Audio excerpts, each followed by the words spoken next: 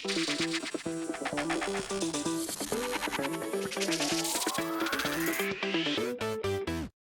number 7 of Chicago Bears training camps in the books, and let's talk about everything that happened. What's going on, guys? I'm back with another Chicago Bears training camp update video, which I'll be doing every single day of training camp this year. It's officially been a week of training camp practices. Our first preseason game is next weekend against the Miami Dolphins. Cannot wait to see that. The Hall of Fame game is tomorrow, I think, between the Lions and the Chargers, so that should be fun to watch as well. Watching the backups play. I'm just excited football is back because football is by far the best sport to watch, in my opinion. So, really excited. Football season is basically here. Now, no training camp ticket giveaway today, guys. I have to figure some things out because apparently in my comment section, I was trying to contact the previous winners, but whenever they put their email in, it automatically blocked the comments. So I'm trying to figure out a way to get those comments to come through so I can actually contact the winners. So until I figure that out, I'm gonna pause the giveaway for a little bit, but I still have more tickets to give away, so don't worry, the giveaway will be back maybe tomorrow or the day after. But yeah, talking about practice today, guys, it was a pretty light practice according to Zach Pearson. He said that just shells and shorts today for the Bears after 2 days of full pads. Should be a lighter day overall for the Bears. Don't expect a long practice. And that makes sense because they were very physical the last 2 days. They were hitting each other super hard, and you don't want to, overdo it, right? And they're probably going to be in pads tomorrow anyways, so it's good that they got a rest day today a little bit. They still practice super hard, but they just weren't hitting each other super hard like the last 2 days. And talking about the injuries, so according to Zach Pearson, he said that I don't see Braxton Jones, Jonah Jackson, Ricky Stromberg, Bill Murray, or Jeremiah Walker out here. Shamar Turner and Zav Frazier continue to be out as well. Now, Shamar Turner is going to be out for about a month. Zav Frazier is dealing with a personal issue. According to the latest reports, Braxton Jones just had a rest day, so nothing to do really with the injury. And Jonah Jackson, according to Adam Hogue, is dealing with a leg injury and is day-to-day. So hopefully it's nothing major for Jonah Jackson. I think he should be back soon. They're just playing it safe with him because it's only July right now. Still got a lot of time to go before the regular season, but hope to see him back relatively soon. And talking about what actually happened in practice today, guys, it seemed like Luther Burden was the star of today, which is pretty funny given how much some Bears fans were criticizing him just last week due to his injury, but he's back fully healthy from that, and he made a couple spectacular plays today in camp. So the first one was where Caleb Williams found Luther Burden across the middle as he scampered into the end zone. The crowd goes wild. I'll put a video for you guys on the screen right here, but you guys can see he beat Kyler Gordon and left Kyler Gordon in the dust and went into the end zone. Luther Burden has tremendous route running, has tremendous speed to his game, so there's going to be a lot of plays where he gets a ball in the middle of the field, he takes it all the way to the house. That's just the type of player that he is. So good to see him make that big time play to score a touchdown for the Chicago Bears. And then he also had a great catch, which I couldn't find video of this anywhere, unfortunately. Maybe the Bears will post it eventually, but nobody at camp seemed to have video of this. But according to Chris Emma, he said that Luther Burden had a great catch in the back of the end zone. Though he couldn't stay in bounds, he hauled in a touchdown during the earlier red zone period. Good to see a glimpse of his playmaking ability. Greg Bragg said Luther Burden with the play of the day. Outstanding catch at the back of the end zone, reached up and snatched it, but I'd say he didn't get his feet in bounds, but it was close. Still the talent on full display there. So yeah, he didn't get his feet in bounds, it seems like, but regardless, like a spectacular catch, it seems like, where he went up and got the ball, snatched the ball.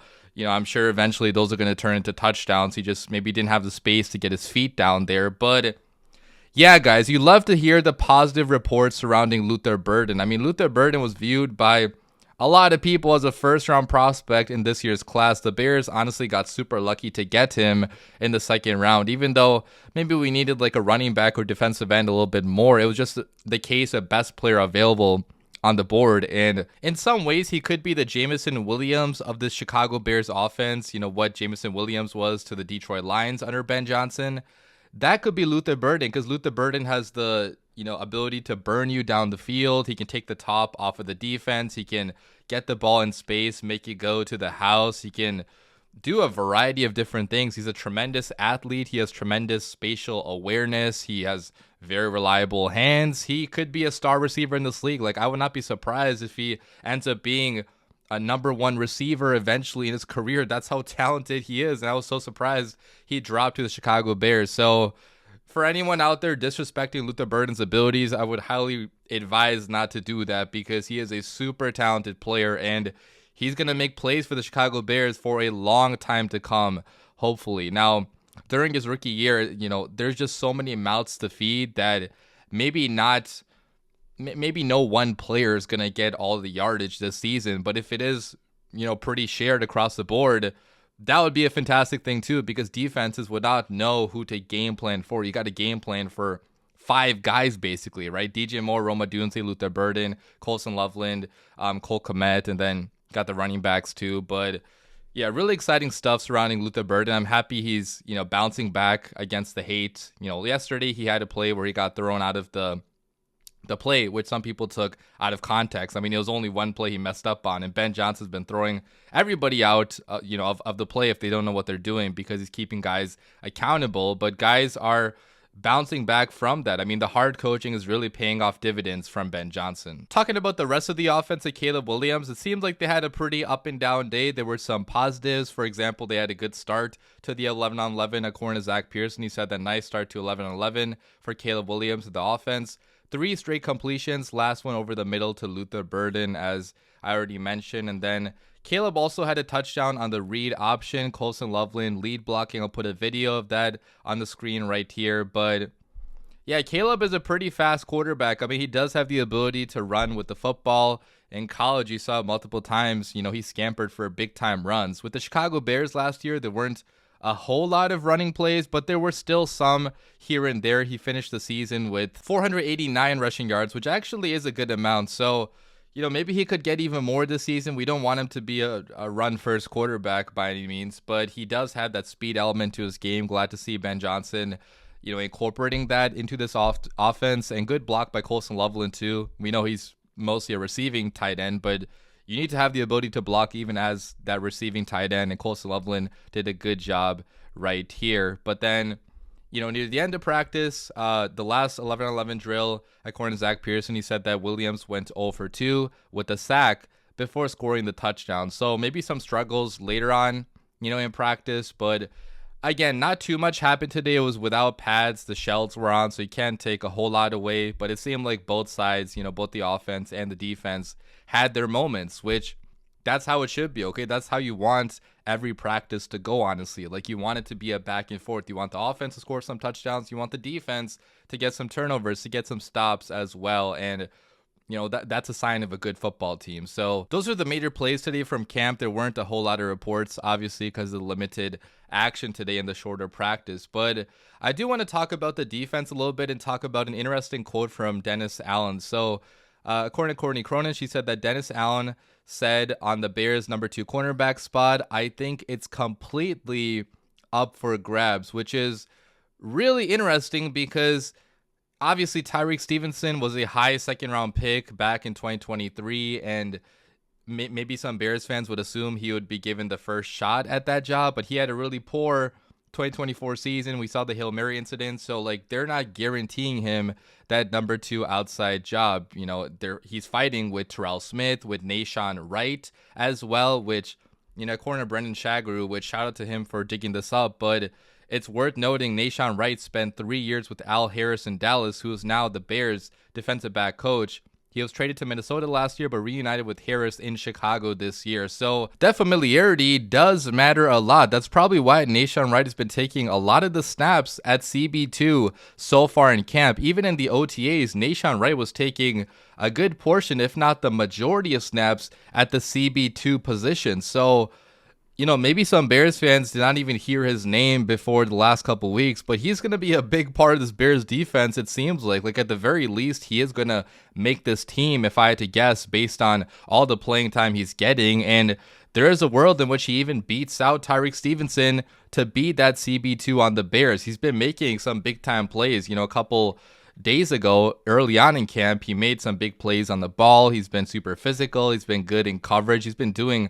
a lot of good things and everything that's been asked of him by Dennis Allen. So, that's a battle that's worth watching, because you just can't pencil in Tyreek Stevenson into this role based on how bad of a season he had last year and some of the maturity issues. Now, I still got hopes for Tyreek, guys. I'm not giving up on him completely.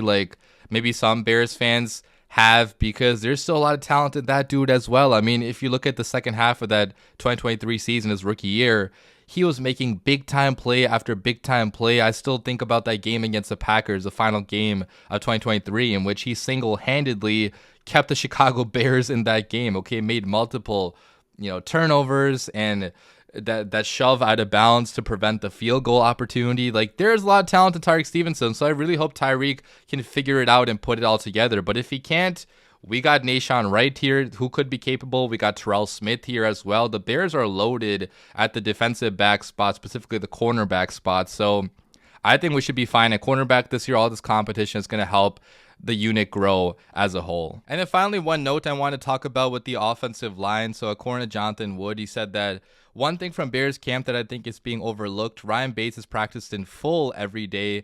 Don't think he ever did that for a week plus last year. Would be huge if he's actually healthy, as that provides Chicago with a quality depth option on the interior offensive line. And I'm glad he brought this up, because I honestly almost forgot that Ryan Bates was on the roster for the Chicago Bears. Like, we have heard nothing of him, and he's been playing with the backups because we signed 2 guards in the offseason. We traded for 2 guards in the offseason. So he's playing with the backups right now, but he has the most veteran experience out of any of the backup options on this offensive line. So if he can stay fully healthy, he could be a great depth piece for the Chicago Bears. And like, Jonah Jackson today was injured. Jonah Jackson has had some injury issues recently. So if he does go down, it would be important that Ryan Bates is up to speed and he can perform well for the Chicago Bears, because with the Buffalo Bills, he was a very quality backup option. That's why Ryan Poles traded for him in the first place. So it's good to see he's staying healthy so far this year. Knock on wood. I don't want to jinx it, but so far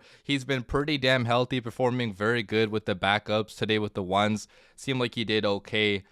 Pads weren't on though, obviously, but yeah, he's going to be the primary, backup option if Joe Thuney or Jonah Jackson go down, God forbid. Like, he would be the first guy in there, because the other guys we have are just too young and inexperienced. So again, hoping that Ryan Bates can really stay healthy and be that backup for us, because the Chicago Bears need that quality depth on their offensive line. But leave your comments down below, guys. What do you guys think about practice today? I'll be back with another video tomorrow. Do they have practice tomorrow? I'm actually not even sure. I'll have to look that up. But if they don't have it, they do have it tomorrow. Okay, so tomorrow's practice I'll be having a video on as well. I'm actually looking at the schedule right now. I'll put it on the screen for you guys. But yeah, tomorrow we do have a practice. Friday is an off day. Saturday we have a practice. Sunday we have the Family Fest.